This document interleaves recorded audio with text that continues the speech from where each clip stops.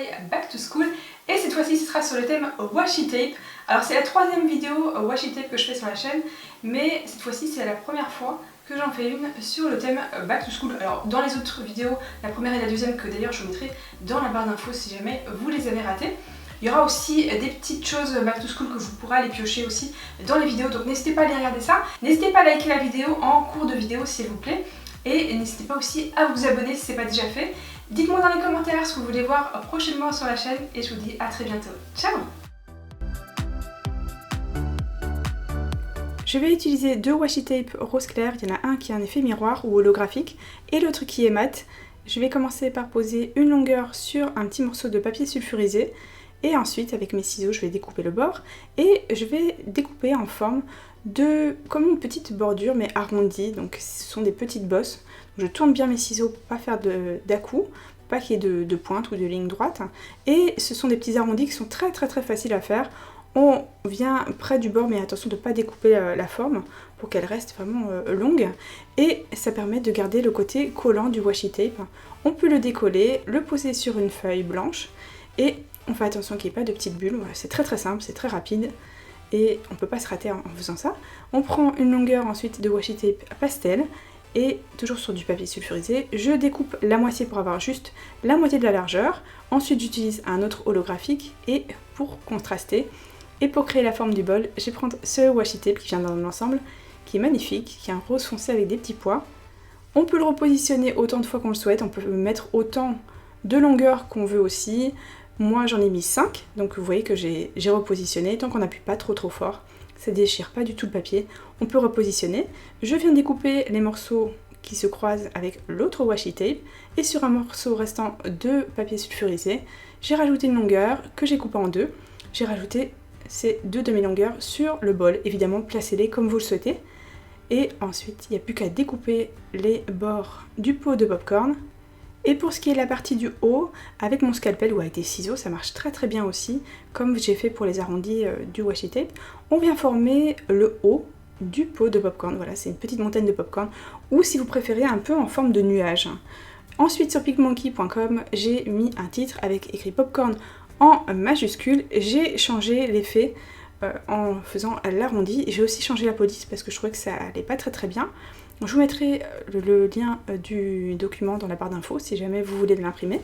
Avec une assiette pour garder le côté arrondi, j'ai découpé avec mon scalpel. Alors vous pouvez faire la même chose avec des ciseaux. Vous tracez au crayon, ensuite vous découpez au ciseau. J'ai voulu retrécir un petit peu parce qu'il était un peu grand sur le haut, puisque vous voyez, on ne voit pas très bien avec l'assiette, donc on peut s'y reprendre à plusieurs fois. Voilà, là c'était bien. Et pour faire ressortir la couleur du mot popcorn, j'ai pris un crayon qui a la même couleur que mon washi tape. Vous pouvez prendre aussi une couleur qui ressemble beaucoup, ça ira très bien. Ensuite j'ai fait ressortir le bord du washi tape, toujours avec un crayon de la même couleur. Avec un crayon gris, j'ai créé les popcorn tout autour de ce qu'on a découpé avec le scalpel, et j'en ai dessiné aussi à l'intérieur du bol, voilà, pour créer un peu de relief. Je repasse tout ça avec mon crayon de couleur et ensuite avec un feutre.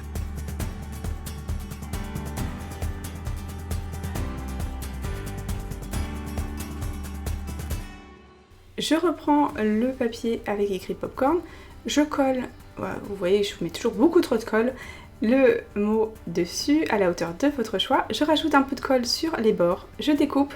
Et là vous pouvez rajouter comme moi du double face ou du scotch que vous tournez pour que ça colle bien, ou de la colle, voilà, c'est comme vous préférez. On enlève les bandelettes, on le positionne bien au centre et si vous le souhaitez vous pouvez rajouter de l'adhésif transparent.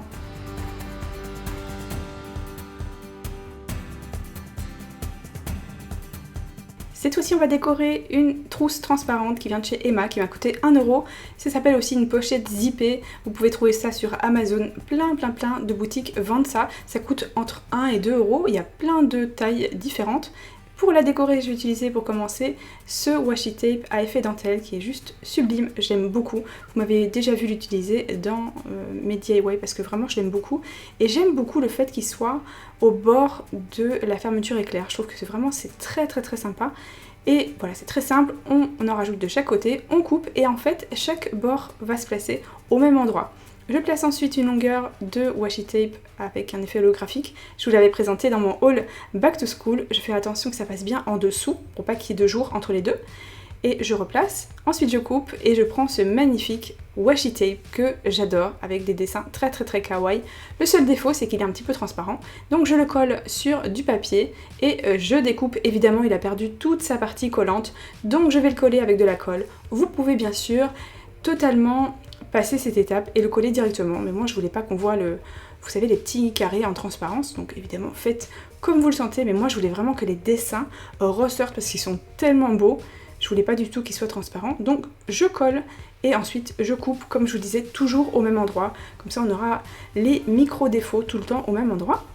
Pour la bande suivante, ça va être beaucoup plus simple parce que je vais juste utiliser ce washi tape bleu pastel et je change un petit peu, vous savez, et les finis et le fait qu'il y ait soit des motifs ou non.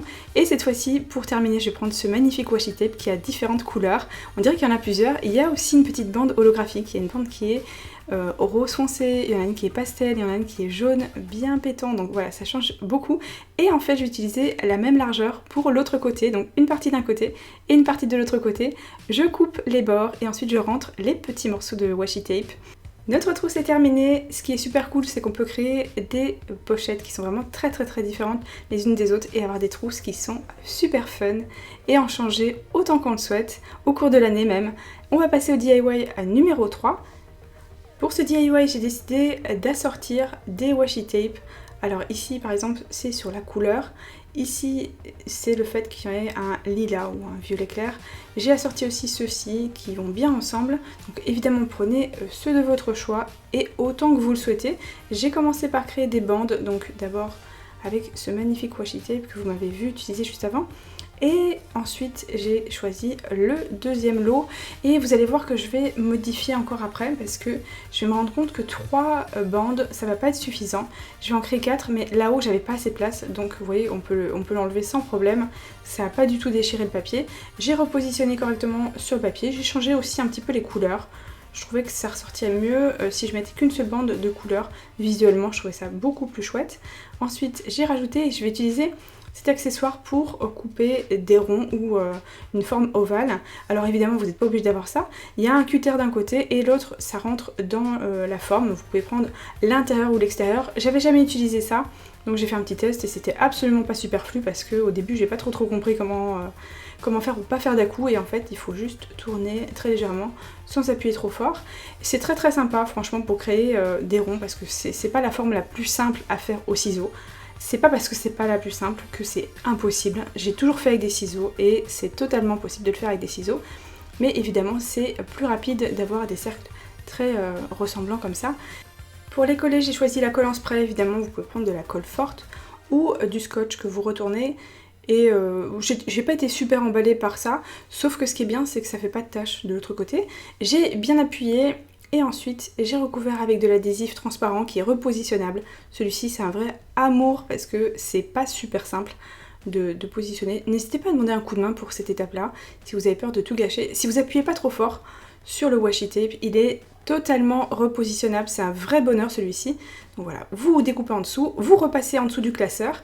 Ensuite une fois que vous êtes sûr qu'il n'y ait pas de bulle, vous appuyez sur chaque rond et ensuite on découpe au niveau des bords du classeur et on a un résultat qui est impeccable. Pourtant je suis pas du tout une experte de l'adhésif, vous voyez il n'y a pas de bulle du tout.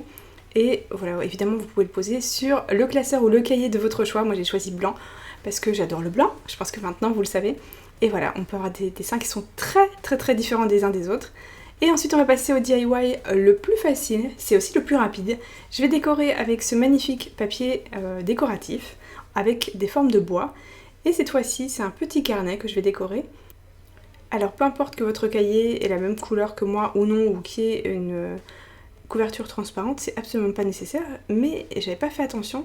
En fait, mon carnet a exactement la même taille que mon papier décoratif. J'étais super surprise, mais sachez que si vous prenez le même que moi, ce sera la même taille. Pour des tailles A4 ou plus petits, il y a aussi d'autres dimensions qui existent, donc n'hésitez pas à chercher ça. Et j'ai choisi celui-ci avec ce magnifique motif. Vous voyez, il est vraiment très beau. J'ai changé la luminosité pour que vous puissiez le voir.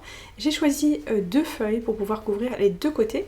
Je regarde comment le positionner puisque c'est un carré, donc on peut le mettre le motif en tout cas, on peut le mettre à l'endroit, à l'envers, donc je regarde comment le positionner, je fais une toute petite marque pour que je vois où poser ma colle, et ensuite j'ai plus qu'à mettre de la colle. Alors je pense que maintenant, vous savez, je mets toujours 3 tonnes de colle, tant qu'il n'y en a pas trop sur les bords, parce que sinon c'est pas très joli, voilà, quand ça dégouline, vous risquez aussi de coller des pages entre elles, donc faut pas faire ça. Voilà, j'en positionne bien au bord quand même, pour qu'il n'y ait pas de bord qui dépasse, mais il ne faut pas qu'il y en ait trop pour que ça dégouline, je pense que vous avez compris. Je regarde où positionner la deuxième feuille, je découpe, on peut le faire au scalpel et bien sûr au ciseau. Je regarde dans quel sens la poser, on remet la colle, le tour est joué. Ensuite, comme vous pouvez voir, j'ai choisi des washi tape qui sont pastel, donc j'ai voulu que ce soit les washi tape qui ressortent le plus et que mon fond soit assez neutre. Donc évidemment, selon le fond que vous allez choisir et les washi tape, on aura des résultats qui seront très différents. Je positionne en forme de chevron, j'utilise une règle pour être sûr que mes 2 morceaux de washi tape soient à la même hauteur. J'utilise soit des ciseaux, soit un scalpel pour couper la partie au centre. Si en plus vous avez la ligne du bois qui est au milieu, comme moi, c'est un hasard, mais c'est super parce que ça aide à bien voir où est le centre.